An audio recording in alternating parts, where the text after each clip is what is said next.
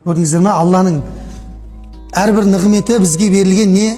Алланың әрбір таңы, әрбір амандығы бізге берілген нығмет екен. Әр түрлі нәрсе болуы мүмкін. Адам Алла иманымен сынайтын болса бар ғой, бізді әлі сынап жатқан жоқ. Егер де Алла сахабаларды немесе пайғамбар заман неме табиғиндарды сынағандай сынайтын болса бар ғой, міне қызықтың көкесі сол кезде болады. Алла сынамасын, біздің басымызға мынау көтере алмайтын жүкті бермесін Алла Тағала. Пайғамбар саллаллаху алейхи ва саллям, "Мән асбаха минкум аминан фи сирбихи" дейді. Сендердің қайсы бірің аман есен төсегінен оянса дейді. Муафан фи жасадихи, дені сау болса дейді. Көрдіңіз бе? Дені сау болса, ұйқысынан аман оянса. Валаху қуту яуми, бір күндік жейтін тамағы болса дейді. Бір айлық па? Бір күндік жейтін тамағы болса, Алла оған бүкіл дүниенің жақсылығын беріпті дейді.